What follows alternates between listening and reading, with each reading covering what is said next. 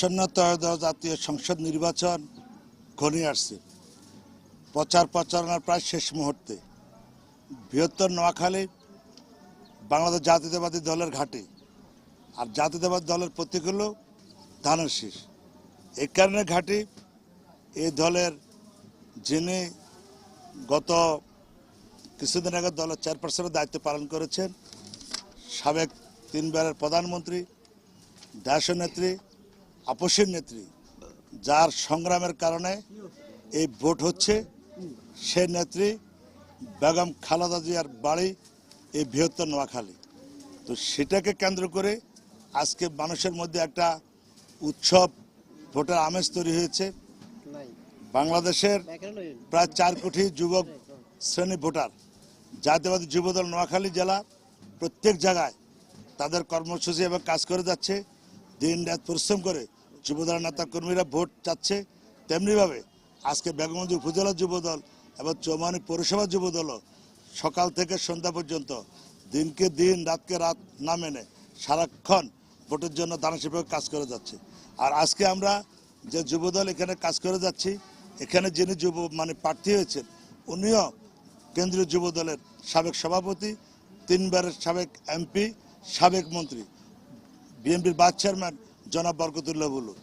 এখানে আমরা সবচেয়ে বড় বক্তব্য হলো আমাদের প্রার্থী বলেছেন আমরা বেগমগঞ্জ যেন কোনো সন্ত্রাস না হয়, মাদক মুক্ত আমরা বেগমগঞ্জ চাই।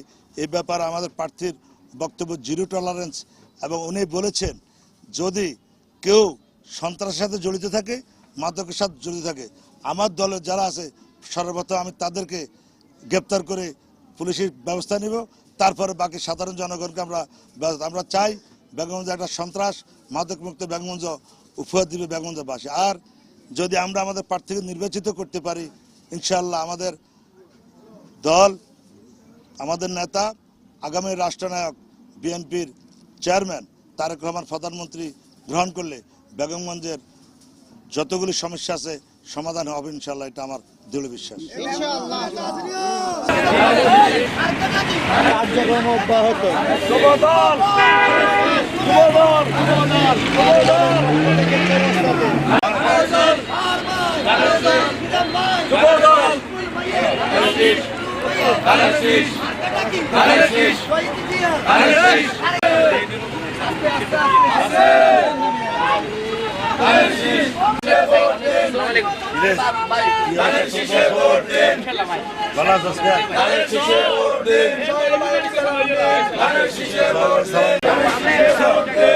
এলানে মুরব্বিলান ধানের শীষে ধানের শীষে ভোট দিব কিসে ধানের শীষে ধানের শীষে ভোট দিব কিসে কোন ভাইয়ের মার্কা ধানের শীষ মার্কা ভালো ভাইয়ের মার্কা ধানের শীষ মার্কা বিদব ভাইয়ের মার্কা